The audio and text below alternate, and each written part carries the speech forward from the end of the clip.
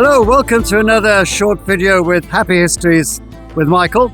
I've become mobile. I've got a car, and it's enabled me to drive here to the outskirts of London, to Woking, and we are visiting the first purpose-built mosque in Europe, apart from Islamic Spain, which has a long history. This was initially built by a gentleman called Gottlieb Wilhelm Leitner. He was from Budapest. He was of Jewish descent, but his family converted to Christianity. And he spent a great deal of his life traveling, his youth traveling, and studying actually with Muslim students. And he was a master of the Arabic language and could recite an awful lot of the Quran.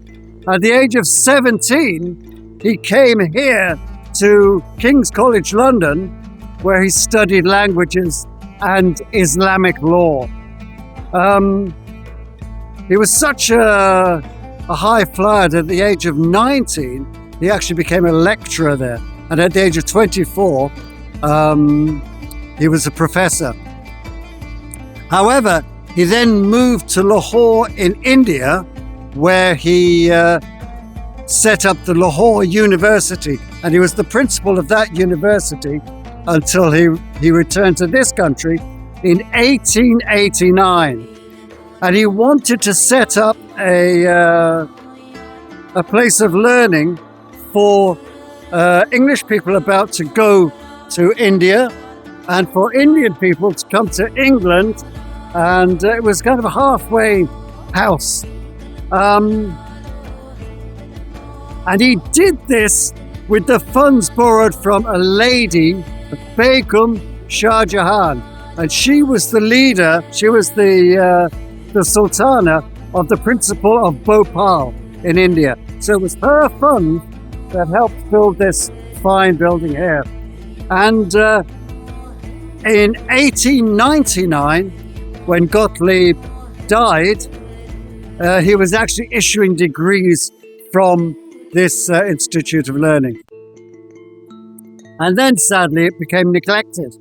However, in 1912, a gentleman, and I'm going to struggle with the pronunciation of this name, Khawaja Kamaluddin, came here. Now, he had been a lawyer in India, and he was a very wealthy man, and he came over here and he saw the mosque, how it had fallen into disrepair, and he was really very upset.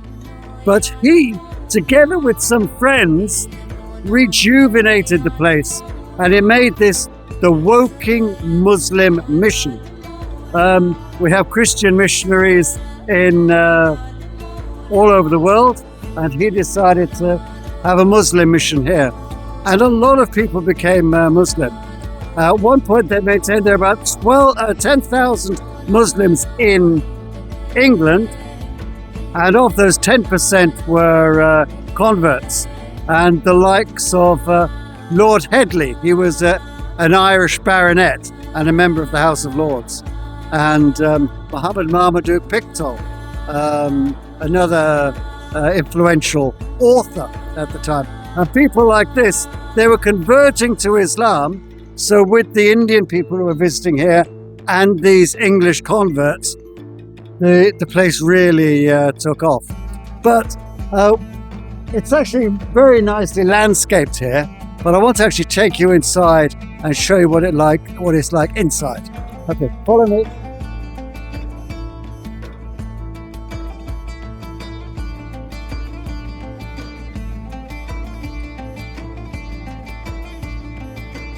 Now, I'm going to have to be a little bit quieter because gentlemen here attended to their worship, and behind this screen there are some ladies as well.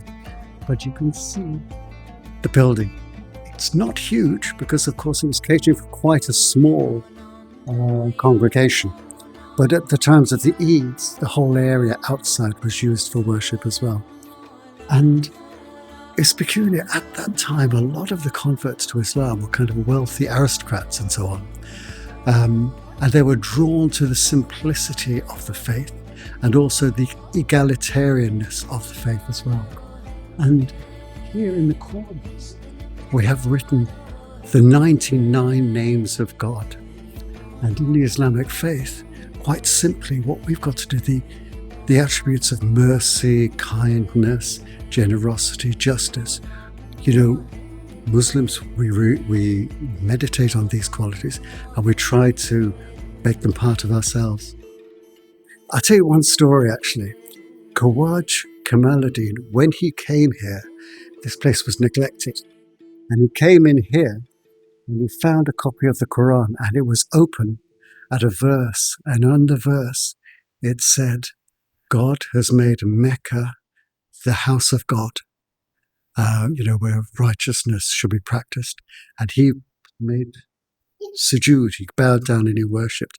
And he prayed that God would make this the Mecca of the West. And it was, for a while, this was the headquarters, really, of English Islam. We had visiting dignitaries. Abdullah Yusuf Ali, he was another gentleman, an Indian civil servant, and he was a regular worshipper here.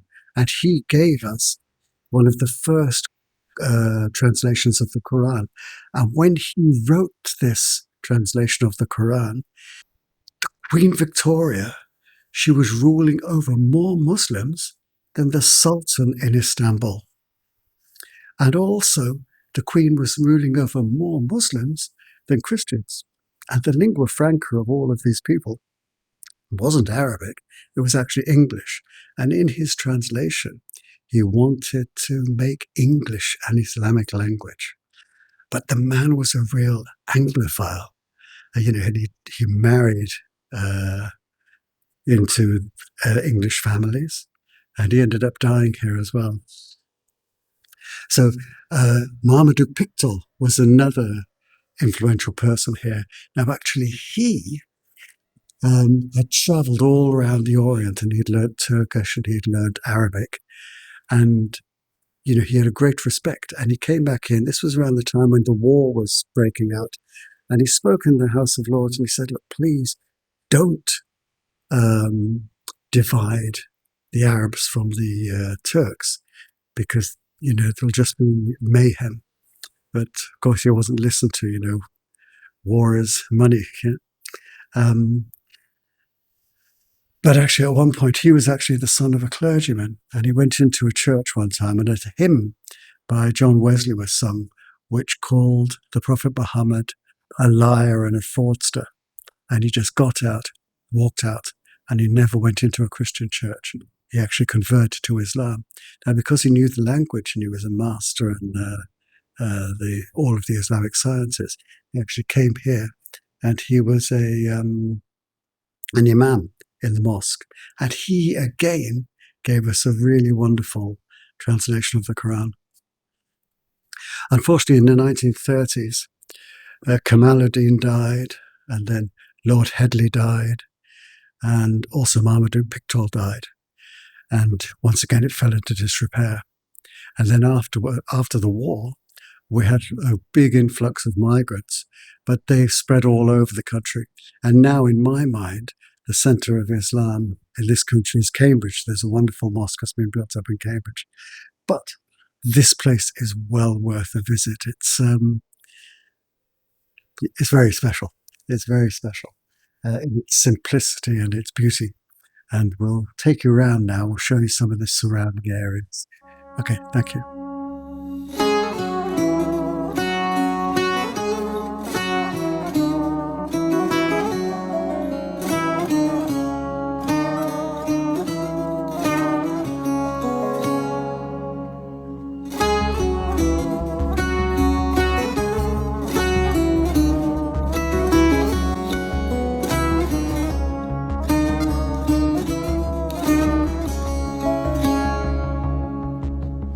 Okay, I just got to add a little PS to this video, something I neglected to mention.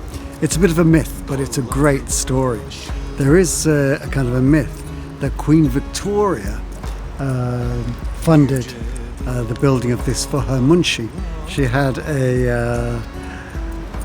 an Indian servant called Abdul Karim, and she was devoted to him, and he taught her Urdu. and she was quite proficient. She used to write in Urdu herself. Of course, they were in Windsor. This is miles away, but I dare say that Abdul Karim would have worshipped here. Okay, thank you very much.